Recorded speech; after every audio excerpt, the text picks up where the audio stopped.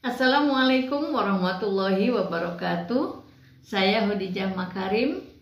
Topik kita kali ini adalah inspirasi judul skripsi pendidikan karakter.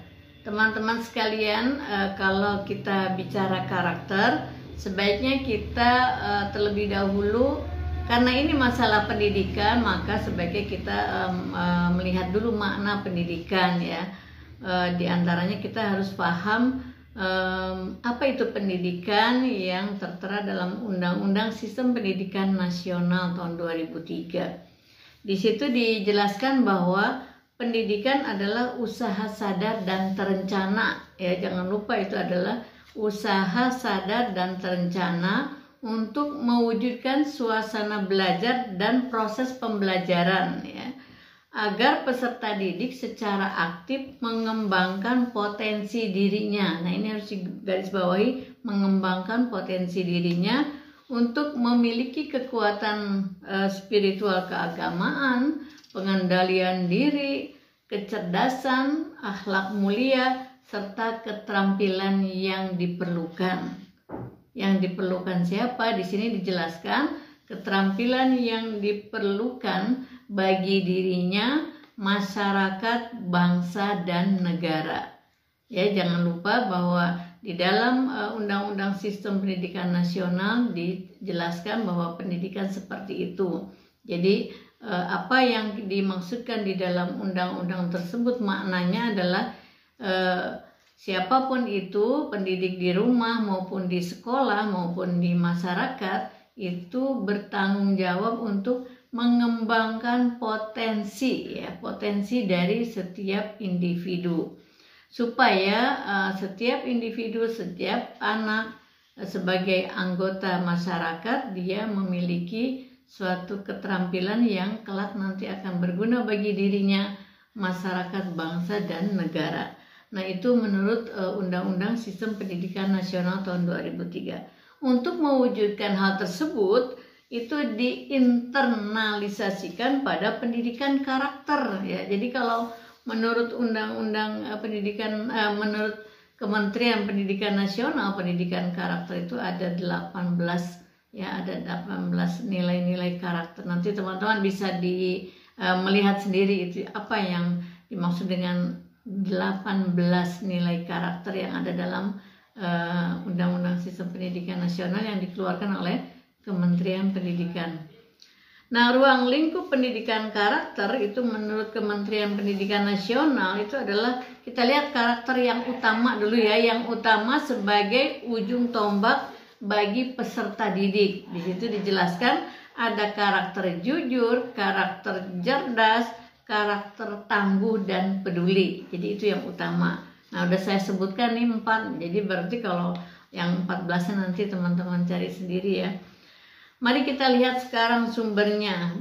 Kenapa itu disebutkan yang utama? Ya, kita lihat jujur. Jujur itu sumbernya dari hati ya, dari hati itu diutamakan. Kemudian yang kedua cerdas.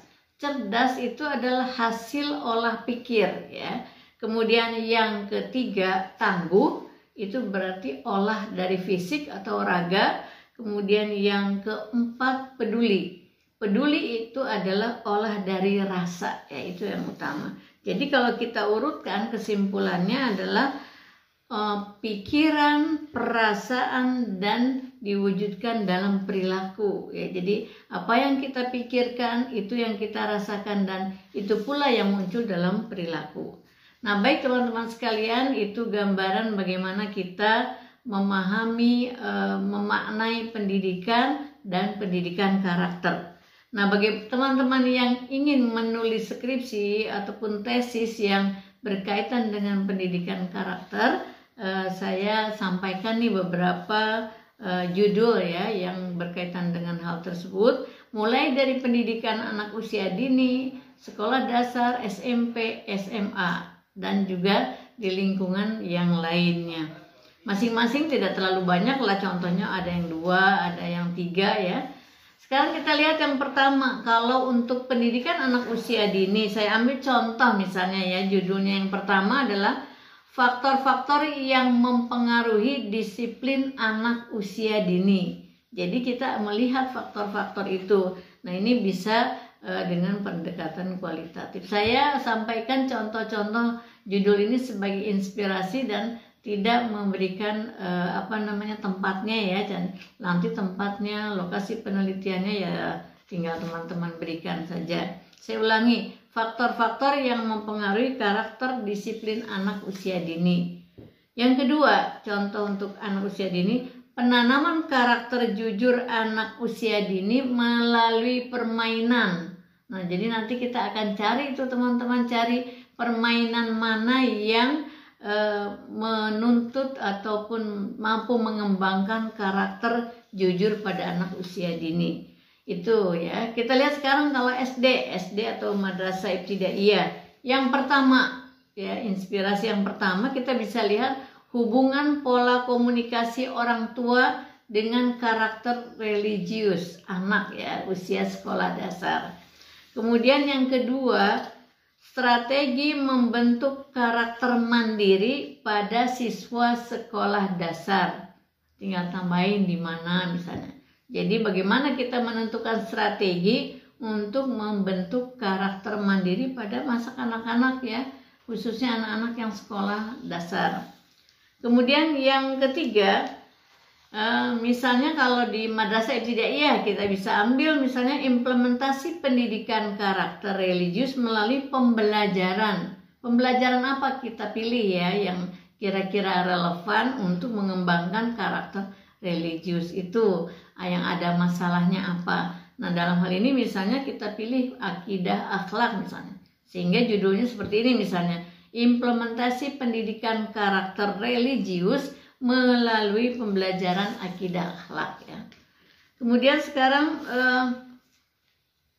yang berikutnya adalah strategi menumbuhkan karakter jujur ya, strategi menumbuhkan karakter jujur siswa sekolah dasar kelas rendah. Nah, kelas rendah itu kelas 1 sampai kelas 3 ya. Jadi bagaimana kita punya strategi untuk menumbuhkan karakter jujur.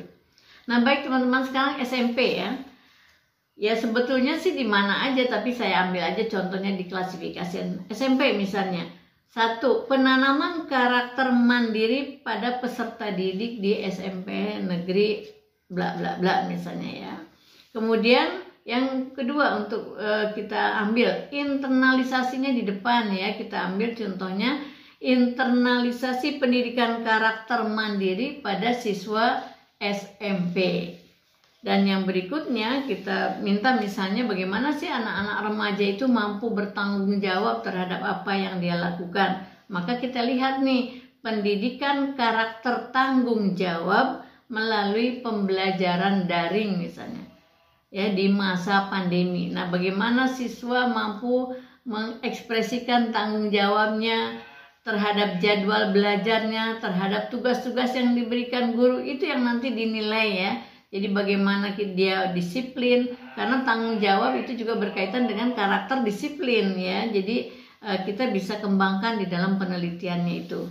Nah, sekarang kita beranjak ke yang SMA. Misalnya teman-teman ingin SMA ya, bisa juga. Misalnya kita ingin yang berbeda dari yang tadi ya. Misalnya begini, penanaman karakter peduli lingkungan bagi siswa SMA. Nah, jadi kita lihat lingkungannya, lingkungan sekolah atau lingkungan sosial di mana mereka berada misalnya, atau lingkungan di luar sekitar sekolah. Jadi terserah, kita lihat masalahnya ada apa dengan karakter peduli lingkungan itu berkaitan dengan umur siswa tersebut ya, yang SMA itu. Kemudian yang kedua, masih tentang lingkungan nih, misalnya pembinaan karakter peduli lingkungan di SMA berapa misalnya, itu juga masih tentang SMA ya. Mungkin teman-teman, bagaimana kalau misalnya karyawan dalam sebuah perusahaan, bisa nggak kita ingin mengukur karakter? Bisa aja ya. Misalnya, dan satu aja saya kasih contoh ya, implementasi karakter religius pada karyawan PT apa misalnya. Kita lihat nih dalam proses kerja dari mulai pagi sampai jam sekian, sampai jam kerja selesai, bagaimana karakter religius dari masing-masing karyawan itu bisa diukur ya. Kemudian bagi teman-teman yang ingin meneliti dengan analisis isi juga bisa, banyak ini inspirasinya. Saya sampaikan satu aja ya.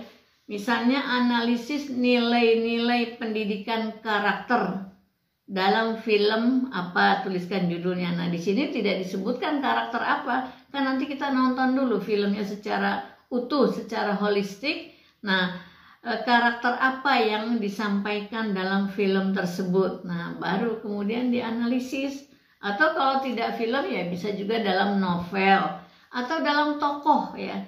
Pada ketokohan seseorang itu ada karakter apa yang kita bisa teladani. Itu juga bisa ya. Jadi analisis isi itu bisa film nasional, film dokumenter ya, sejarah, ataupun novel Islami, novel misalnya yang karya sastra yang bersentuhan dengan remaja misalnya, atau mungkin film-film yang film-film pendek ya, film animasi juga bisa ya. Jadi pendidikan karakter semua bisa kita teliti dengan analisis isi juga bisa.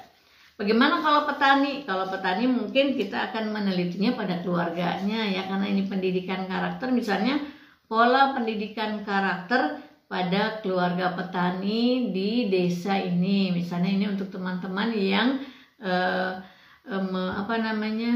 dari program studi sosiologi pedesaan misalnya, atau ilmu penyuluhan, atau yang lainnya yang berhubungan dengan petani misalnya, bisa apakah dari diri petaninya misalnya dalam berbisnisnya, ataupun dari keluarga petaninya yang akan kita lihat tentang karakter ya, nilai-nilai yang terkandung dalam setiap langkah kehidupannya sehari-hari dari petani dan keluarganya.